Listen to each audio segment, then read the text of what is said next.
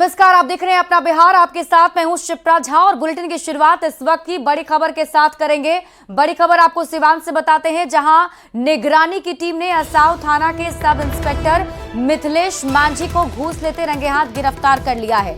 निगरानी टीम ने sub inspector Mithilesh Manjhi के पास एक वॉशिंग मशीन और 20,000 रुपए बरामद किए हैं। जमीन विवाद के मामले में केस डायरी से नाम हटाने और मदद करने के नाम पर सब इंस्पेक्टर ने रिश्वत मांगा था। टीम ने शहर के हॉस्पिटल रोड से सब इंस्पेक्टर को गिरफ्तार किया है। आप तस्वीरों में देख सकते हैं, निगरानी की टीम ने सामान भी यहां से बरामद किया है और गाड़ी के अंदर सब इंस्पेक्टर हैं। शिकायतकर्ता चंदन यादव ने बताया कि जमीन विवाद को लेकर पाटीदार से झगड़ा चल रहा था, जिसमें नामजद निर्दोष व्यक्तियों के नाम हटाने और डायरी में मदद करने के नाम पर सब इंस्पेक्टर ने रिश्वत की मांग की थी। वो ये कितना हाली टॉर्चर गाली गलौज करके ये करेंगे वो करेंगे ये नहीं करेंगे ऐसे करके पैसे का डिमांड हो रहा था। किसके द्वारा? जो आसाव थाना के जो एसएचओ है मिथिलेश मांझी, उन्हीं के द्वारा सर। अच्छा। तो सर हम शिकायत किए थे निगरानी विभाग में। निगरानी विभाग में शिकायत किए थे। सर लोग आए, साक्ष्य हैं कि सर लोग के सामने ही और पैसा हाथ में लिए। क्या कुछ मांग किया गया था? जो मांग किया गया था सर 20,000 रुपया एक वॉशिंग मशीन का। किस लिए, किस मद में? मतलब सर डायरी में कुछ मदद करेंगे, उसमें से जो नाम बेकसूर लोग का फंसाया गया था। अच्छा, नाम निकलवाने को लेकर सिवान में निगरानी अन्वेषण ब्यूरो पटना की टीम के द्वारा जो है ये ट्रैप की कार्रवाई की गई है और इसमें आसाम थाना के सब इंस्पेक्टर मिथिलेश मांझी को 20,000 रुपये नगद तथा एक वॉशिंग मशीन जो है रिश्वत के रूप में प्राप्त करते हुए रंगे हाथ डॉक्टर मिताली कुमारी के हॉस्पिटल के सामने में वहाँ से गिरफ्तार किया गया है। और इस बीच मुंगेर से इस वक्त की बड़ी खबर सामने आ रही है। बड़ी खबर आपको मुंगेर से बताएं, गंगा में डूबे 3 सगे भाई बहन। बड़ी जानकारी आपको बता दें, डूबने से तीनों की मौत की खबर मिल रही है। बताया जा रहा है कि मां और बेटी को बचा लिया गया। स्थानीय नाविकों ने मां और बेटी को बचा लिया है। 3 शव को गोताखोरों ने बाहर निकाला है। शादी में शामिल होने के लिए दिल्ली से परिवार आया था। तो इस वक्त की बड़ी खबर आपको मुंगेर से बता रहे हैं, जहां नदी में डूबने से 3 सगे भाई बहन की मौत हो गई है। मां और बेटी को गोताखोरों ने बचा लिया है। स्थानीय नाविकों ने इन्हें बचाया और बताया जा रहा है कि 3 शव को गोताखोरों ने बाहर निकाला है। गंगा स्नान के लिए 5 बच्चा थे। अच्छा, एक ही घर का क्या था? जी, एक ही घर का, एक ही परिवार का है। क्या नाम भाई बहन और हर्ष, सालू। अच्छा, 3 सहोदर भाई हैं। 2 सहोदर भाई, 1 सहोदर बहन। मोतिहारी से बड़ी खबर है, मधुबनी में 3 बच्चों की डूबने से मौत हो गई। बूढ़ी गंडक नदी में डूबने से मौत हुई है। मधुबन में 3 बच्चों की डूबने से मौत हुई है। बताया जा रहा है कि बूढ़ी गंडक नदी में डूबने से इनकी मौत हो गई। नहाने के दौरान पैर फिसल गया था, जिस वजह से यह हादसा हुआ है। रूपानी गांव में मातम पसरा हुआ है। तो मोतिहारी से आपको बड़ी खबर बता रहे हैं, मोतिहारी के मधुबन में 3 बच्चों की डूबने से मौत हो गई है। जानकारी के मुताबिक बूढ़ी गंडक नदी में ये सभी नहाने के लिए गए थे। नहाने के दौरान पैर फिसल गया।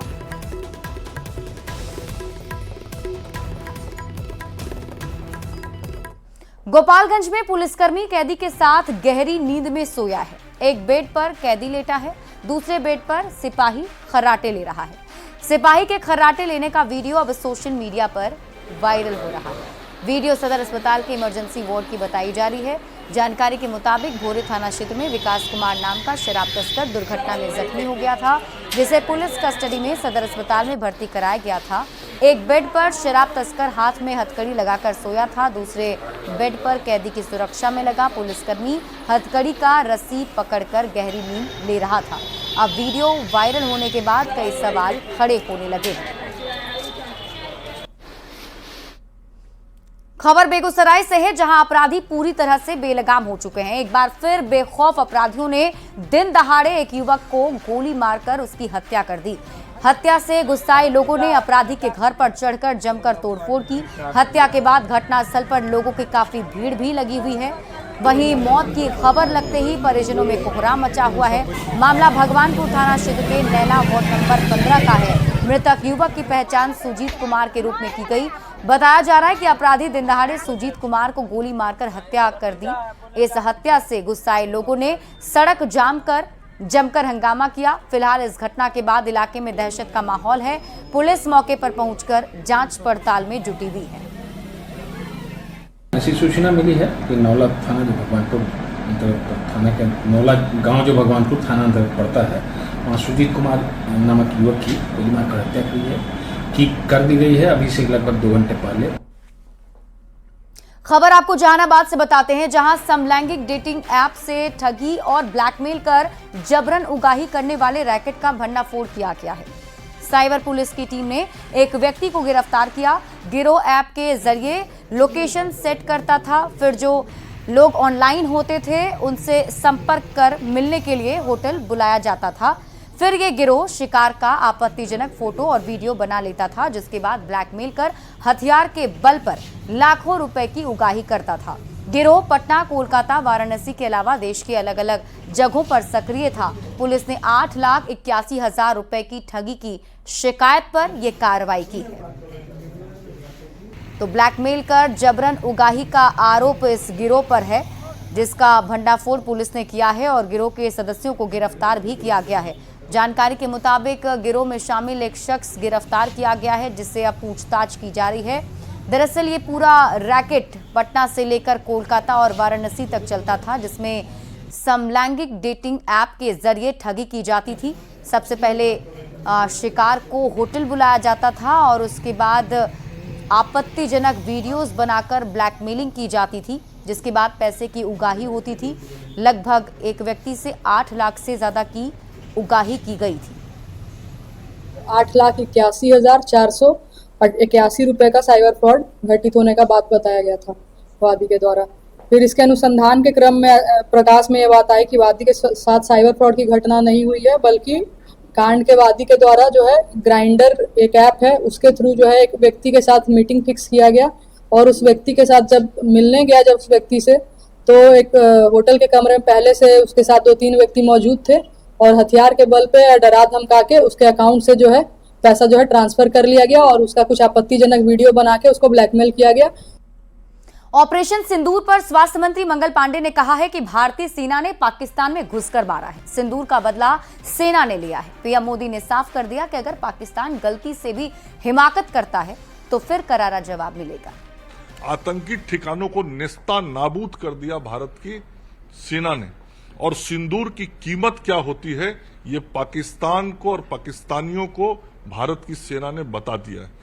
आज फिर से प्रधानमंत्री जी प्रत्यक्ष रूप से सैनिकों के बीच गए और उन्होंने सैनिकों के सामने फिर से उनके आत्मबल मनोबल को बढ़ाने का काम किया और पाकिस्तान को साफ संदेश दिया कि अभी ऑपरेशन सिंदूर स्थगित हुआ है।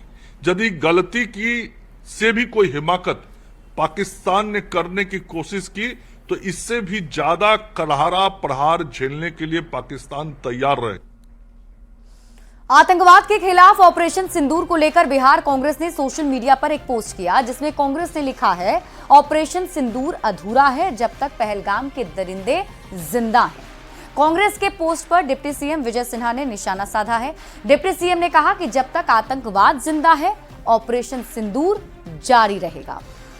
देश के प्रधानमंत्री नरेंद्र मोदी जी ने कहा है कि जब तक आतंकवाद जिंदा है ऑपरेशन सिंदूर जारी रहेगा। आतंकवाद के समाप्ति तक उग्रवाद जैसे देश में समाप्त किया गया, आतंकवाद भी विश्व में समाप्त करने के लिए सबको एकजुटता के साथ संकल्पित होने की जरूरत है। देखिए, विधानसभा चुनाव को देखते हुए कांग्रेस अब न्याय संवाद श्रृंखला कार्यक्रम की शुरुआत करने जा रही है और पहले चरण में 15 मई से शिक्षा न्याय संवाद की शुरुआत होगी। इस बात की जानकारी कांग्रेस नेता कन्हैया कुमार ने दी। कन्हैया ने न्याय शिक्षा संवाद के माध्यम से न्याय पत्र तैयार किया है, ये बताया।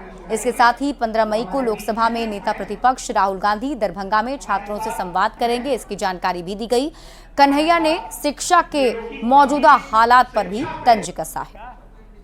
बिहार में अगर आप शिक्षा व्यवस्था को देखेंगे, शिक्षा की हालत ये है कि 3 साल की डिग्री 3 साल में नहीं मिलती है।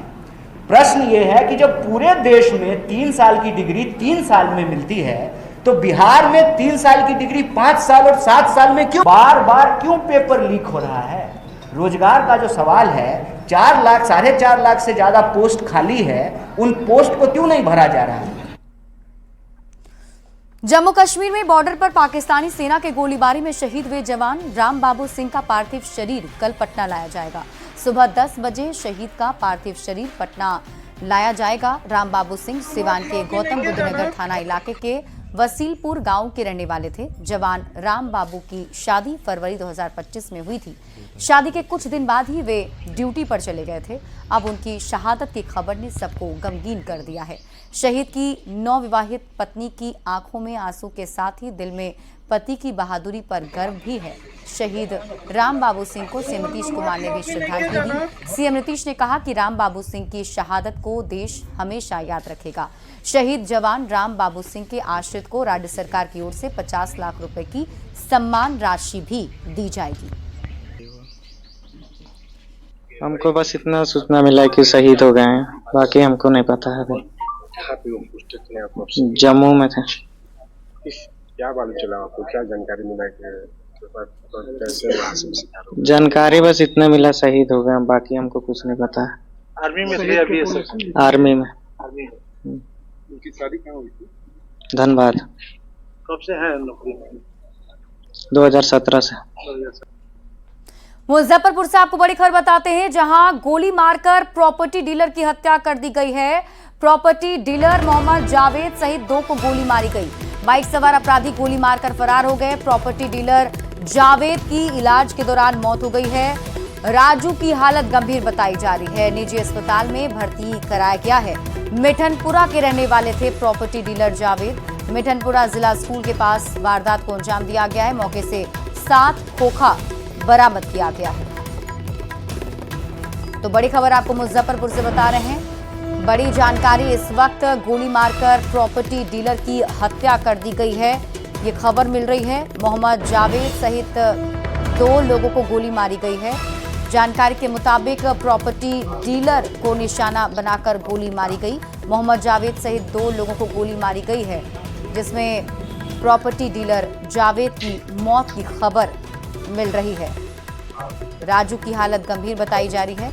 मौके से 7 खोखा पुलिस ने बरामद किया है और आगे की जांच पड़ताल में जुटी हुई है। बताया जा रहा है बाइक सवार अपराधियों ने गोली मारी है। हॉस्पिटल में लोग पहुंचा हुआ था, हम वहीं पे पहुंचे, वहां से फिर हम लोग लेके यहाँ तो डॉक्टर क्या डॉक्टर लोग ट्रीटमेंट किए, देखे, उसके बाद बोले कि नहीं पता चला कि एक आदमी का फोन आया, मैं नई बाजार में था, एक आदमी का फोन आया कि ऐसे ऐसे एक आदमी को गोली मार दिया है। वो जमीन का काम करता था और दाखिल खारिज का काम करता था। तो हम बोले कहाँ पे मारा? तो बोला कि जिला स्कूल के पास। फिर हम भाग करके आए, पता चला कि जावेद है, तो हम भाग करके आए, देखे कि वहाँ पे कोई नहीं था, तो चले गए हम डॉक्टर AK दास सर के वहाँ पे गए, तो देखिए पूरी तरीके से छटपटा रहा है। तो डॉक्टर साहब ने बोला कि जल्दी से जल्दी लेकर के जाइए माँ जानकी में या किसी बड़े हॉस्पिटल में। वो लेकर के आए हैं, ऊपर लेके गए हैं। लेकिन मिठनपुरा जिला स्कूल के पास गोलीबारी की घटना हुई है, जिसकी सूचना थाना को मिली और थाना घटनास्थल पर जाके देखा तो 7 खोखा में बरामद हुए हैं। इसमें से एक व्यक्ति है जिसका नाम जावेद है, उनको 4 गोली लगने की सूचना है। बाकी पोस्टमार्टम रिपोर्ट में क्लियर होगा कि कितने उनकी बॉडी को हिट हुई है और उनकी अस्पताल में लाया गया तो उनको मृत घोषित कर दिया गया है। और दूसरे व्यक्ति राजू शाह हैं, जो मुशहरी थाना क्षेत्र के रहने वाले हैं और उनकी अभी जख्मी हालत में उनको अस्पताल लाया गया है। इनका ऑपरेशन चल रहा है, तो आगे अनुसंधान हम लोग शुरू कर। सीबीएसई की 10वीं और 12वीं के रिजल्ट जारी होते ही पटना रीजन के स्टूडेंट्स की खुशी देखते ही बन रही है और सभी एक दूसरे को बधाई भी दे रहे हैं। इस बार डीएवी बोर्ड कॉलोनी का रिजल्ट काफी बेहतर रहा और यहां 12वीं साइंस में 79.89% छात्र पास हुए हैं, जबकि कॉमर्स में 81.34 और आर्ट्स में कुल 84.87% स्टूडेंट्स पास किए हैं। सीबीएसई ने 10वीं और 12वीं का रिजल्ट जारी कर दिया है। पटना रीजन के स्टूडेंट्स ने बेहतर प्रदर्शन किया है। राजधानी पटना के डीएवी बोर्ड कॉलोनी की अगर बात करेंगे, तमाम छात्र छात्राएं स्कूल पहुंच गए हैं और एक दूसरे को बधाई दे रहे हैं। प्राचार्य से लेकर तमाम जो शिक्षक हैं वो भी गौरवान्वित महसूस कर रहे हैं, क्योंकि छात्राओं ने बेहतर प्रदर्शन किया है। और फिलहाल अगर साइंस, आर्ट्स और कॉमर्स की बात करेंगे तो सभी टॉपर्स भी यहाँ पर मौजूद हैं, एक दूसरे का मुंह मीठा कर रहे हैं। पेरेंट्स भी लड्डू खिलाकर, मिठाई खिलाकर मुंह मीठा करने में जुट गए हैं। इसी दिन का इंतजार था। अब यहाँ से सफ़र तय होगा, कोई इंजीनियर बनेगा, कोई डॉक्टर बनेगा, कोई साइंटिस्ट बनेगा और कोई यूपीएससी के लिए फाइट करेगा। हमारे साथ है, देख सकते हैं कि साइंस के टॉपर हैं। क्या नाम हुआ आपका? आयुष्मान सिंह। आयुष्मान, कैसा लगा रिजल्ट देखकर? बहुत अच्छा लगा, दिल खुश हो गया। कितना परसेंटेज है? 98.4। 98.4। क्या उम्मीद थी आपको? मुझे उम्मीद तो थी 95 प्लस की, लेकिन 98.4 तो बहुत अच्छा हो गया। सरप्राइज है ये? जी सरप्राइज है।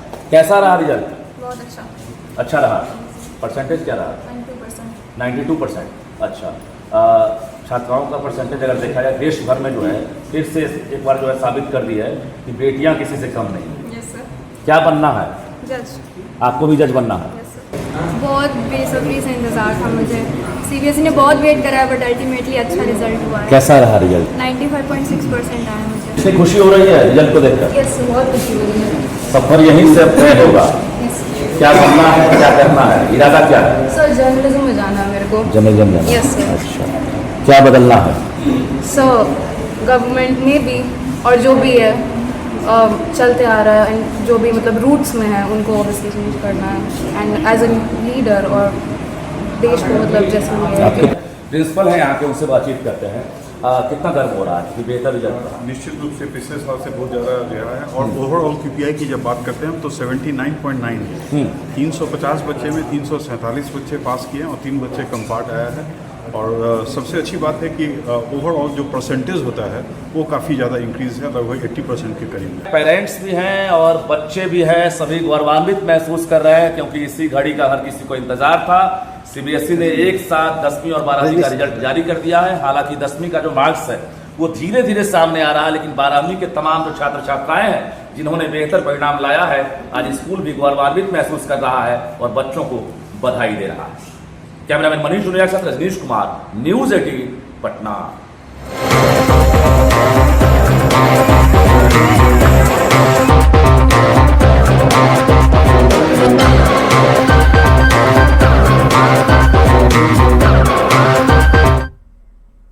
और अब बात करते हैं खेलो इंडिया यूथ गेम्स की। खेलो इंडिया यूथ गेम 2025 के तहत भागलपुर में आयोजित बैडमिंटन प्रतियोगिता के फाइनल मुकाबले में गर्ल्स सिंगल में छत्तीसगढ़ की तनु चंद्र, जबकि बॉयज सिंगल में उत्तराखंड के हंस नेगी ने गोल्ड हासिल किया है। इससे पहले मुख्यमंत्री नीतीश कुमार ने सभी खिलाड़ियों से मुलाकात की थी। सीएम ने खिलाड़ियों की हौसला अफजाई भी की और शुभकामनाएं भी दी थी। सभी खिलाड़ियों ने मुख्यमंत्री नीतीश कुमार और जिला प्रशासन को बेहतर व्यवस्था के लिए धन्यवाद भी दिया। गोल्ड मेडल हासिल करने वाले खिलाड़ियों से बात की है न्यूज़ 18 संवाददाता विकास कुमार सिंह ने। खेलो इंडिया यूथ गेम 2025 में खिलाड़ियों ने अपनी प्रतिभा का दम दिखाया है। भागलपुर में आयोजित बैडमिंटन प्रतियोगिता का आज फाइनल मुकाबला था और फाइनल मुकाबले में उत्तराखंड और छत्तीसगढ़ का दबदबा देखा जा रहा है। छत्तीसगढ़ की तनु चंद्रा ने गोल्ड हासिल किया है, तो वहीं उत्तराखंड के हंस नेगी ने गोल्ड प्राप्त किया है। सबसे पहले तो आपको बधाई, कितनी मेहनत की थी आपने? Thank you.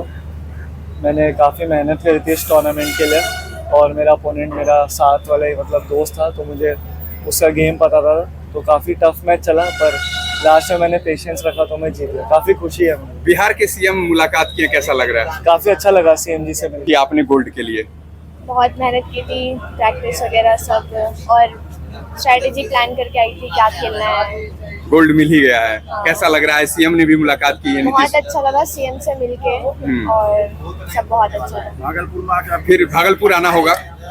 फिर अगर कोई टूर्नामेंट हुआ तो जरूर। Thank you. चलिए, तो भागलपुर में आज बैडमिंटन प्रतियोगिता का फाइनल मुकाबला था और आज गर्ल्स सिंगल में तनु चंद्रा जो कि छत्तीसगढ़ की रहने वाली हैं और बॉयज सिंगल में हंस नेगी जो कि उत्तराखंड के रहने वाले हैं, दोनों ने गोल्ड हासिल किया है। विकास कुमार सिंह, न्यूज़ 18 भागलपुर। और फिलहाल इस बुलेटिन में अभी के लिए बस इतना ही। आगे देख लेते हैं।